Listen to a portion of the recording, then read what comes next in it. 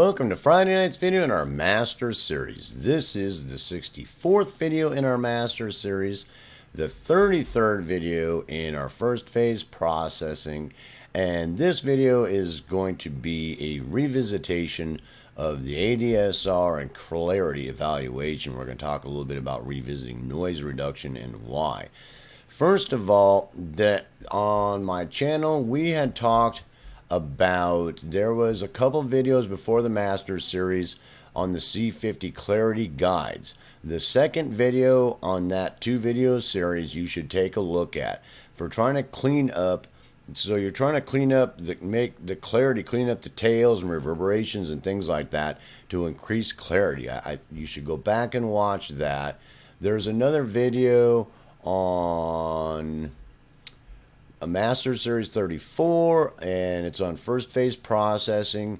It's clarity and tuning. You might want to take a look at that again also, and also Master Series 25, that we were talking about ADSR work and things like that when we were doing editing. And you might want to revisit these. Also, when we talk about noise reduction, you might want to revisit Master Series 18 and Master Series 19, because you might want to do some cleanup.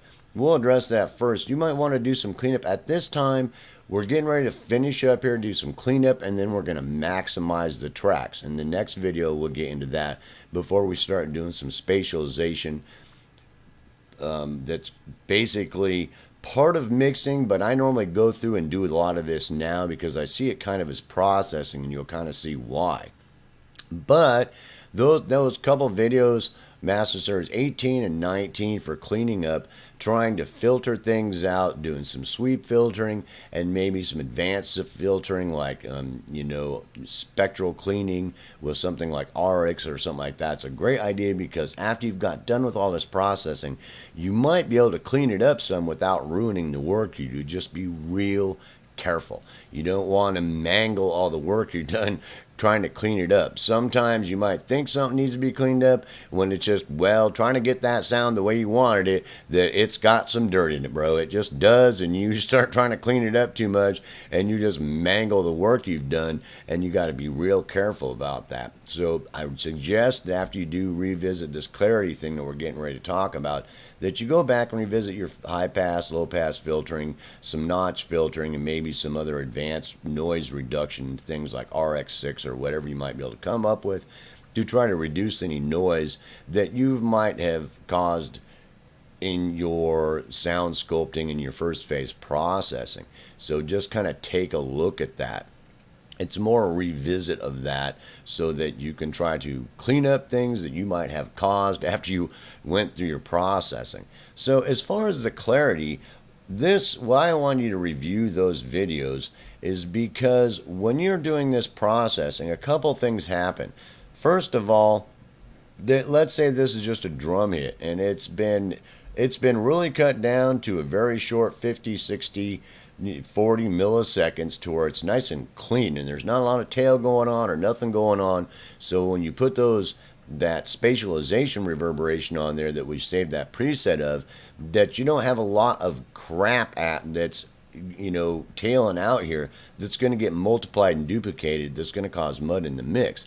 But when you're going through the processing, even reverberation, doing the bodybuilding and things like that and the other processing, that this is maybe not be the best example, but these pictures will kind of show you the understanding that you're going to be getting added stuff in there, more crap. And out this really cleaned up file that you did after editing, that you, with your sound sculpting and your EQ work and your reverberation, spatialization, bodybuilding, and all the stuff we've done, that you might have dirtied it up a little bit. So go back and revisit those videos because you might want to clean that up a little bit.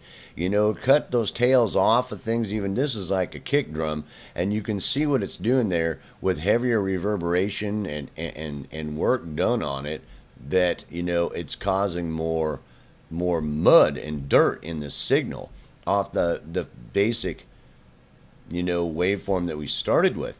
And this can all just cause mud and all kinds of stuff going on in your mix that you really just don't want in there. Because for the most part, like if you see like this and this one here, that for the most part, that this is a kind of a bad example, but I wanted some kind of visual example. I used my oscilloscope to show that other stuff's getting added in there to build it up, to give it body, that the sound sculpting you did, all kinds of things might be in there, but a lot of stuff at the tail end of it that you don't want, that it's just become mud off of what you were trying to sculpt here to make it sound better, you know, depending on how heavily you processed it and things like that. So to go back and revisit that is basically just cleanup.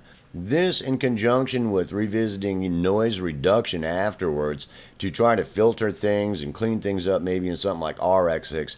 Just be real careful. Both these steps you just have to be real careful with, and go back and really watch those videos and really think about, you know, what you can clean up out of that to try to increase clarity without destroying the processing you've done. This is a huge concept that you really have to think about, because the problem is that when you get into it, when you start sound sculpting, you do all this first phase processing, that you did it for a reason. You didn't do it for nothing. You don't want to cut it out of there. So you really have to sit down and evaluate what you can do to it. Sometimes you can do a lot to it. Sometimes you might have a kick drum here and you did a bunch of really heavy processing on it, and it's like you can go back through there and cut all kinds of stuff out. You can come in here and cut from here down to there and cut all this other stuff out of there using some of the tools we talked about to really increase clarity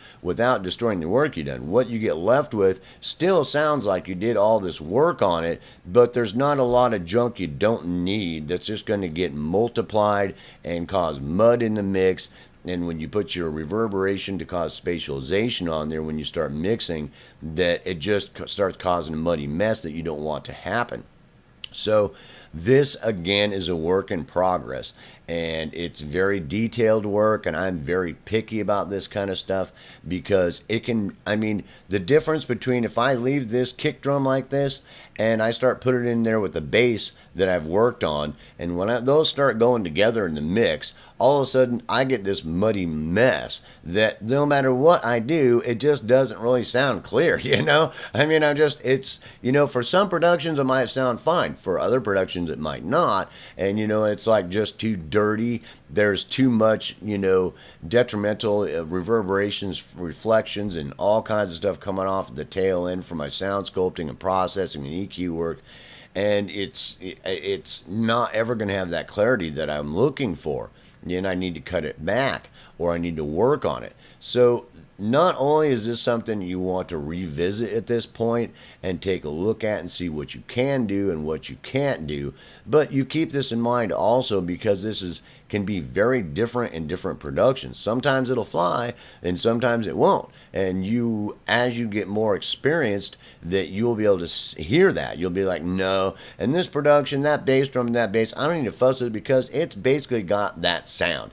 It's in, you know, it's whatever the application might be. It might be in a larger space, so it'll be okay. It might be trying to emulate an older type of band, more retro kind of a sound, where that's going to be fine. It's going to sound just great with this band and what's going on, whereas it wouldn't sound really great with this pop band because they want this hyper clarity thing going on. That is not going to happen with that file, or that, you know, with the work you've done on it, without cleaning it up some so that you can achieve that clarity. So I'm not going to get real in depth into this and go in with a bunch of examples because we talked about it a lot in those videos that I recommend you go back and watch. We already talked about that, and the understanding of it is just for you to reevaluate it and be able to go, okay, I've done all this processing. This stuff sounds great. Can I clean it up some? Can I clean up some of the noise? Can I clean it up a little bit with these detrimental reflections and reverberations and anything the sound sculpting might have caused that I don't need in the sound? You know, if I cut all this stuff off and just leave from here to here, is it going to be okay?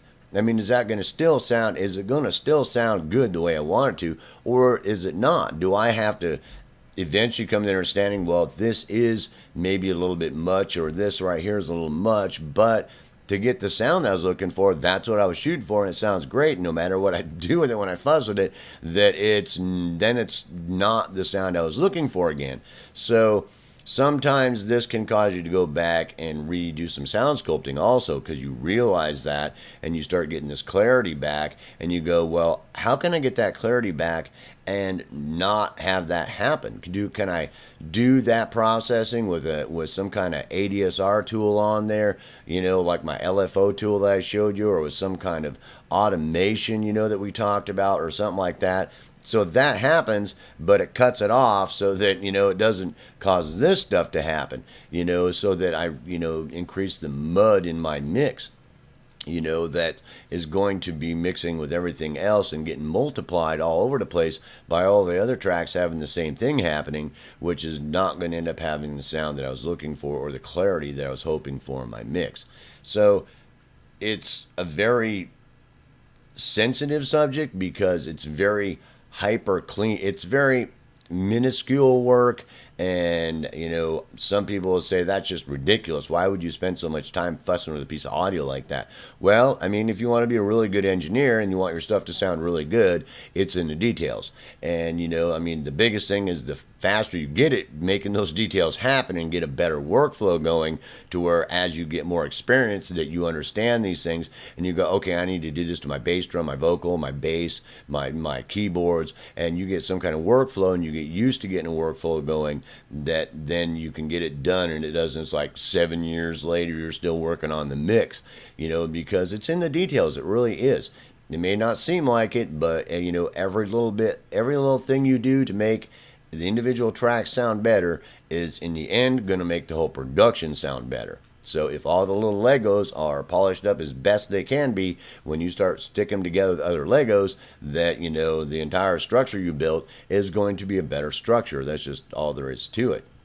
So this video, I just wanted you to go back and revisit those things. Take a look at those videos for dealing with any ADSR work you're looking at. Just for the most part, we're trying to clean up the tail end and any detrimental reflections and things like that that are tailing off, that are just causing mud that we don't need, and really take a look at that, how you might be able to increase the clarity on each individual instrument and track. And also trying to reduce noise with any filtering you might do, notch filtering, or tools like RX. I recommended that purchase. It was one of the biggest recommended purchase I recommended, or something similar to that. And see if you can clean things up without ruining the sound. And as you clean things up, it may give you a little bit better insight to when you're processing, what issues you might run into by getting more familiar with the processes, and what detrimental things it might cause by you trying to, increase the quality, that sometimes it has a reverse effect in some other area, causing things like this that you need to go back and readdress to try to clean up. So peace, hope, love. I hope you enjoyed this video on kind of cleaning up after our processing. And in the next video, we are going to maximize our track before we get into some spatialization. See you in the next video.